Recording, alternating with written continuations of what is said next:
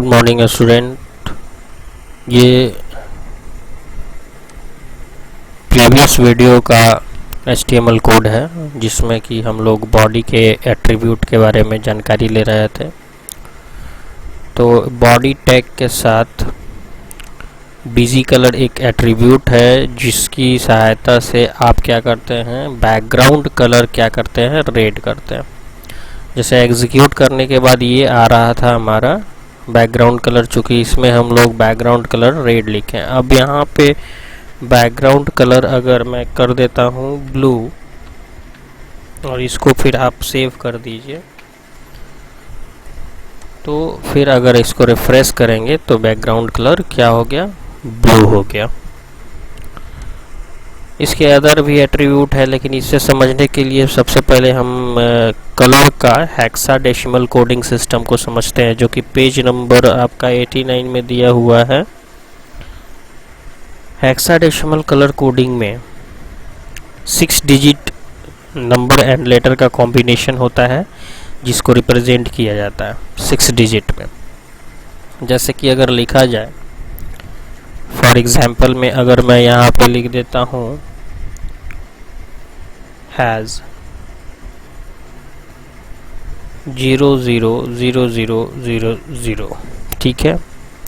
तो आप ये फर्स्ट 2 डिजिट्स को आप मानेंगे कि ये क्या है, रेड है। इसको आप मानेंगे कि ये वाला फर्स्ट 2 जो 00 है वो रेड है, ये ग्रीन है और ये क्या है, ब्लू है। तो इसको हम लोग RGB से डिनोट करते हैं, red, blue and green. RGB colour, sorry RGB, red, green and blue से रिप्रेजेंट करते हैं। तो अगर आपको केवल ग्रीन लेना है तो उसका क्या हेक्साडेसिमल होगा, रेड लेना है, ब्लू लेना है, वाइट लेना है, तो उसका क्या कलर कॉम्बिनेशन होगा। तो ये ब्लू तो लिखा हुआ है, तो रेड, ग्रीन एंड ब्लू। तो अगर हम यहाँ पे FF रिप्रेजेंट कर दें, FF, तो यहाँ 2 कलर, कोई भी कलर नहीं लिया गया, केवल क्या लिया गया, लास्ट में क्या है, ब्लू, तो हमने ब्लू लिया। चलिए इसको हम 00 कर देते हैं और फिर आप यहाँ पे ग्रीन कलर के लिए FF ले लें, तो ये क्या रिप्रेजेंट हुआ, RG, यानी G stand for green. Green colour का हेक्साडेसिमल कोड हो गया, ठीक है। तो देखते हैं कि हमारा इससे कलर का कलर आता है कि नहीं, हमारा ग्रीन कलर आता है कि नहीं, ठीक है। तो जहाँ पे ब्लू लिखा गया है वहाँ पे अगर आप हेक्साडेसिमल कोडिंग लिख दें तो, और फिर इसको आप सेव कर दीजिए, तो पहले हमारा आउटपुट आया था क्या, ब्लू। अब रिफ्रेश करते हैं तो ग्रीन आ गया। तो इसका मतलब हमारा हेक्साडेसिमल कलर कोडिंग सही से काम कर रहा है। कॉम्बिनेशन हम लिख सकते हैं, कुछ अलग अलग कॉम्बिनेशन दे सकते हैं, तो डिफरेंट कॉम्बिनेशन के लिए डिफरेंट हमारा कलर बन जाएगा। जैसे मैं यहाँ पे 88 डाल देता हूँ, तो कुछ 88 का क्या कॉम्बिनेशन बनता है ये हमें देखना होगा। तो यहाँ पे देखिए थोड़ा सा ग्रीन लाइटर ग्रीन में कन्वर्ट हुआ। फिर अगर आप यहाँ पे भी 80 डाल दें, कुछ वैल्यू पुट कर दें, तो फिर सॉरी ये अभी नहीं आया, तो एक और हेक्सा कलर कोडिंग ले लिया जाए। यहाँ पे 80 है, यहाँ पे मैं ले लेता हूँ 00 और फिर यहाँ पे 80 अगेन डाल दिया। इसको सेव कर देता हूँ। सेव करने के बाद आउटपुट आप रिज़ल्ट देखिए, पर्पल कलर का हो गया। यानी कि आप हेक्साडेसिमल कलर कोडिंग से भी आप कलर को, कुछ कलर कोडिंग आपके बुक में दिया हुआ है जो कि आप याद कर लेंगे। अब मार्जिन छोड़ने की बात आ रही है, तो लेफ्ट मार्जिन इसका एक और एट्रीब्यूट है, टॉप मार्जिन भी हमारा एट्रीब्यूट है। तो टॉप से कितनी मार्जिन देनी है, लेफ्ट से कितनी मार्जिन देनी है, ये आप मार्जिन सेट कर सकते हैं। तो इसके लिए आपको क्या करना होगा,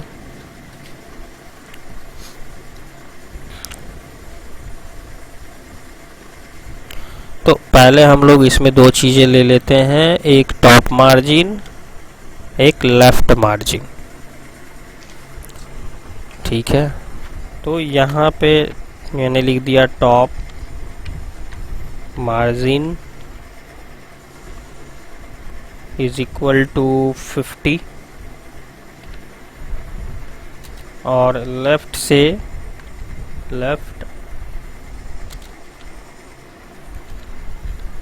लेफ्ट मार्जिन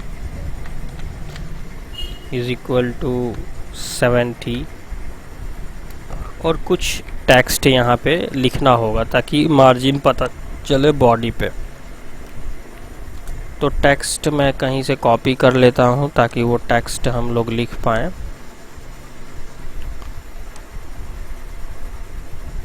ये मैंने टेक्स्ट, कोई टेक्स्ट ले लेता हूँ ऐसा जिसमें कि ये नहीं दिया हुआ हो, क्या कहते हैं, HTML कोड नहीं लिखा हो, कोई भी टेक्स्ट हम उठा करके डालेंगे। तो एक कोई भी टेक्स्ट मैं उठा लेता हूँ, ये वाला टेक्स्ट या ये स्पेसिफाई, कुछ भी आप ये टेक्स्ट कॉपी कर लें और यहाँ पे अपने ये टेक्स्ट लिख दिया, ये टेक्स्ट लिख दिया।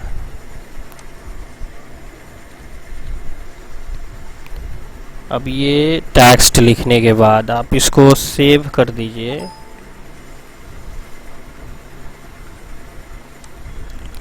और फिर इसको मैं एग्जीक्यूट करा के देख लेता हूँ क्या। ऊपर से आपने देखा मार्जिन छोड़ दिया, लेफ्ट से भी आपका मार्जिन छोड़ा है, ऊपर से टॉप मार्जिन और यहाँ से लेफ्ट मार्जिन ब्लैक कलर का दिख रहा है, आ रहा है। तो अगर आप मार्जिन बढ़ाएंगे तो वहाँ भी मार्जिन बढ़ेगी। तो ये दो और एट्रीब्यूट हो गया, लेफ्ट मार्जिन, टॉप मार्जिन आपके बॉडी का एट्रीब्यूट हो गया। इसके और भी कुछ एट्रीब्यूट है, जैसे बैक बीजी कलर मैंने बता दिया, मार्जिन लेफ्ट मार्जिन बता दिया, टॉप मार्जिन बता दिया, टेक्स्ट भी एक है।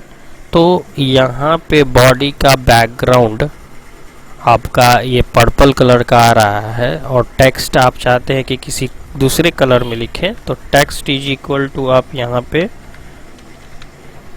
मैंने येलो कर दिया, यानी कि जो टेक्स्ट लिखा होगा वो आपका येलो कलर का होगा। तो फिर एग्जीक्यूट करा के ये ब्लैक में लिखा हुआ है, इसको मैं रिफ्रेश करता हूँ, देखिए ये किस कलर में आ गया। टेक्स्ट भी आपका ये एक तरह का क्या है, बॉडी टैग का एट्रीब्यूट है। इसको डिज़ाइन मतलब एट्रीब्यूट को डिज़ाइनिंग करने में इस्तेमाल किया जाता है। प्रोग्राम आप देख रहे हैं कैसे लिखा जा रहा है, प्रोग्राम आप देखिए।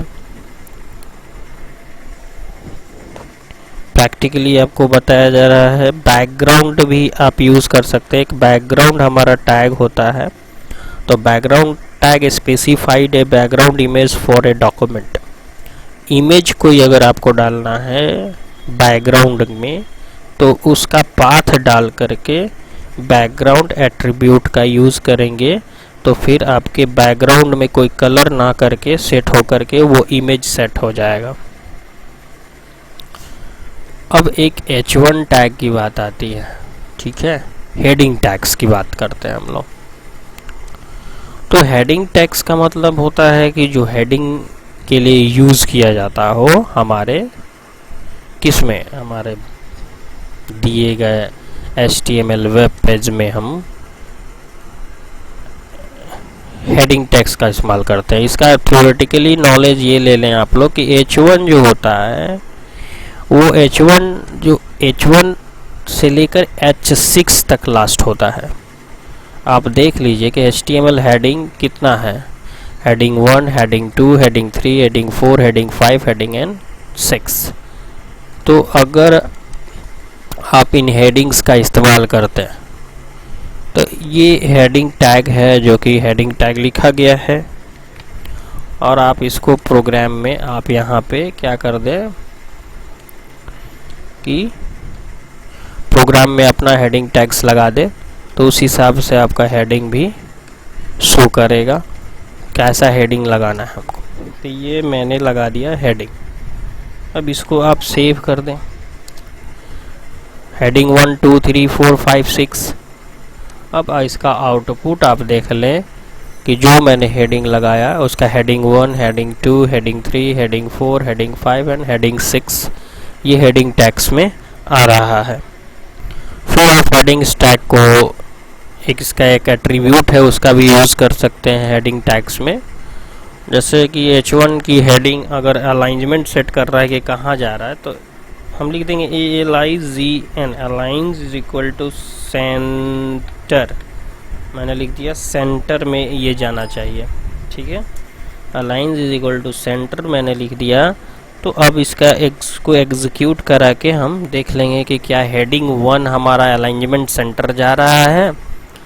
तो यहाँ पे आप देखें कि अलाइनमेंट सेंटर इसका क्या हो गया, सेंटर में चला गया। इसी तरह लेफ़्ट राइट हम कर सकते हैं इसको, क्योंकि यहाँ पर लेफ़्ट लिखना होगा, केवल यहाँ पे राइट लिखना होगा इस जगह पे। तो आप इसको अलाइनमेंट सेट कर सकते हो। तो इसका दो एट्रीब्यूट, आपका एक एट्रीब्यूट पता चला कि अलाइन जिसका एट्रीब्यूट होता है, ठीक है। इसमें एक और टैग का हम लोग यूज़ करके देख लेते हैं। एक BR टैग होता है जिसको हम लोग ब्रेक द लाइन पढ़ते हैं। जैसे यहाँ पे दिया गया कि specifies attribute the HTML body tag also support the following. तो कहीं से भी अगर हमको लाइन ब्रेक करना है तो आप यहाँ पे BR यूज़ कर दें। तो आप देखिए कि कहाँ पे लाइन ब्रेक है, तो ऑल्सो के बाद लाइन ब्रेक है। तो यहाँ पे आप इसको सेव कर दीजिए, और सेव करने के बाद स्पेसिफाई आउटपुट देख लीजिए कि ऑल्सो के बाद, यहाँ से ऑल्सो के बाद क्या ये ब्रेक कर रहा है BR टैग।